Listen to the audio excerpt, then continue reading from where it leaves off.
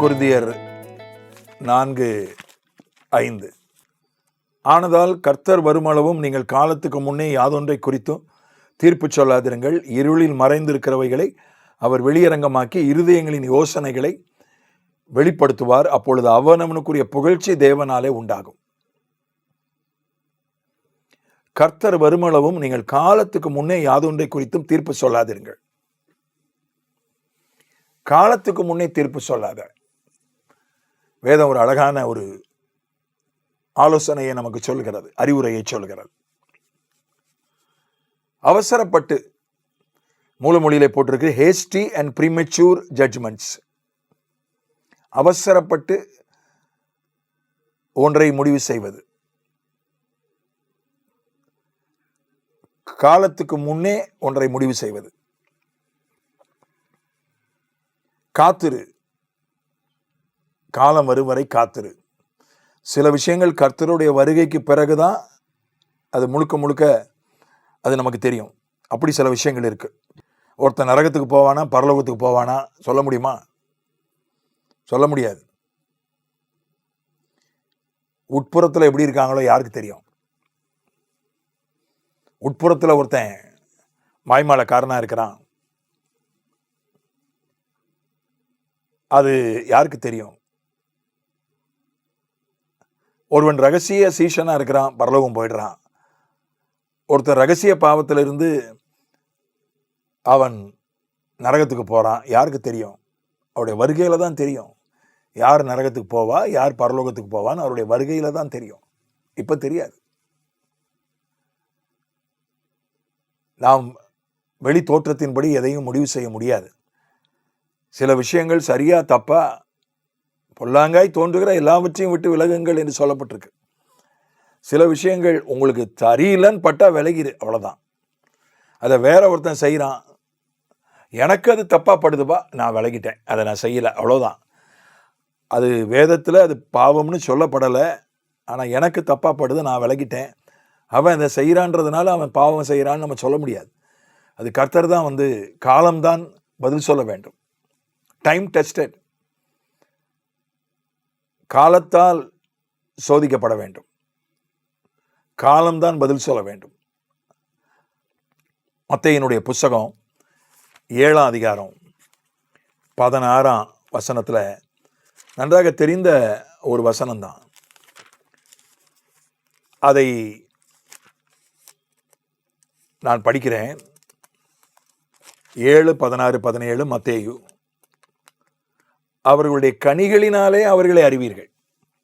முட்செடிகளிலே திராட்சை பழங்களையும் முட்பூண்டுகளிலே அத்தி பழங்களையும் பறிக்கிறார்களா? அப்படியே நல்ல மரமெல்லாம் நல்ல கனிகளை கொடுக்கும், கெட்ட மரமோ கெட்ட கனிகளை கொடுக்கும். ஒரு மரம் எப்படிப்பட்டது என்று அறிய வேண்டுமானால் அதனுடைய கனியை வச்சுதான் அறிய முடியும், பழத்தை வச்சுதான் அறிய முடியும். எப்படி இதுதான் தென்னை மரம் அப்படின்னு நமக்கு தெரியும். சில நேரம் எப்படி தெரியும்னா, அது நமக்கு சொல்லி கொடுத்தாங்க. இதான் தென்னை மரம், இப்படிதான் இருக்கும், அது இலை இப்படி இருக்கும், நம்ம பார்த்துருக்கிறோம். முதல்ல இது தென்னை மரம்னு எப்படி அடையாளம் கண்டார்கள்? அது தேங்காயை தந்தது.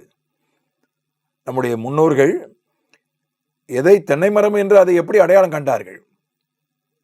அது தேங்காயை வைத்துக்கொண்டுதான் அதை தென்னை மரம்.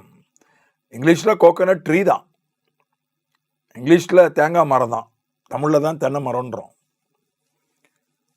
ஆக அதனுடைய பழத்தை வைத்துதான் அது இப்படிப்பட்ட மரம் என்று நம்முடைய முன்னோர்கள் அறிந்து அதை நமக்கு சொல்லிக் கொடுத்தார்கள். அதே போல முட்செடி, முட்பூண்டுன்னு எப்படி தெரியும்? முள்ளு அதுல வருது, அதை வச்சுதான். கெட்ட கனிகளும் உண்டு. சில பழங்கள் அது எந்த நல்லதுக்கு உரிய பழங்கள் அல்ல, அதை உணவாக பயன்படுத்த முடியாது, மருந்தாக பயன்படுத்த முடியாது.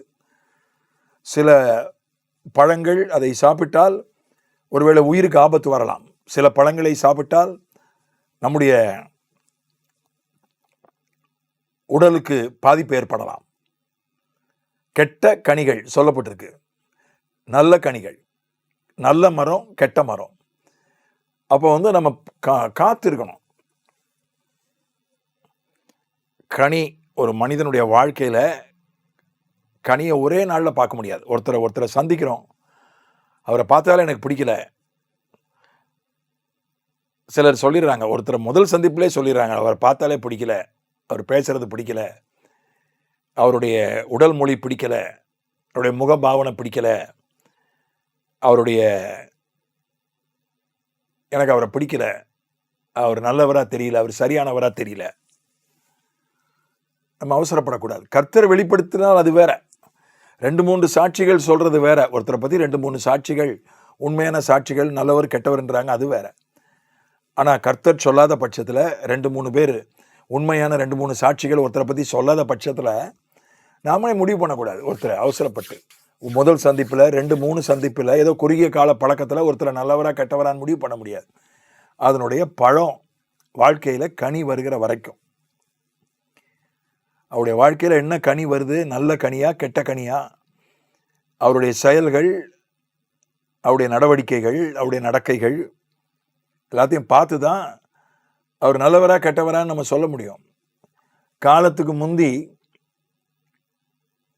நாம் தீர்ப்பு சொல்லாதபடிக்கு என்று வாசிக்கிறோம். அதனால தோற்றத்தை வைத்து நம்ம சொல்ல முடியாது. நம்ம தெரியாத ஒரு நாட்டுக்கு போறோம், அங்க புதிய மரங்களை பார்க்கிறோம். சில மரம் அழகா இருக்கும் பார்க்கறதுக்கு. சீமை உடை மரம் அப்படின்னு ஒரு மரம் இருக்கு, ரொம்ப அழகா இருக்கும், பார்க்கறதுக்கு ரொம்ப அழகா இருக்கும். சீமை உடை மரம் பார்க்கறதுக்கு அழகா இருக்கும், ஆனா முழுசும் முள்ளு. அத மாதிரி நிறைய மரங்கள் இருக்கு. சில மரத்துல கனியே இருக்காது. சில மரம் அழகுக்காக மட்டும் வைக்கப்படுற மரம், அதுல கனியே இருக்காது. அது நல்ல மரம்னு சொல்ல முடியுமா? சொல்ல முடியாது. நிறத்தை வைத்தோ தோற்றத்தை வைத்தோ நம்ம புதுசாக ஒரு மரத்தை பார்த்து அது நல்ல மரமா கெட்ட மரமான்னு சொல்ல முடியாது. கனிகள் முதல்ல கனி இருக்கான்னு பார்க்கணும். அந்த கனி எப்படிப்பட்ட கனின்னு பார்க்கணும். அது ஆவின் கனியா மாம்சத்தின் கனியான்னு பார்க்கணும். எது அதிகமாக இருக்குன்னு பார்க்கணும். அதுக்கு நேரம் எடுக்கும். ஒரு மரம் உடனே கனி கொடுக்குமா? கொடுக்காது. அதுக்கு கொஞ்சம் காலம் எடுக்குது. அதுக்கப்புறம் தான் அதை நாம் முடிவு செய்ய முடியும்.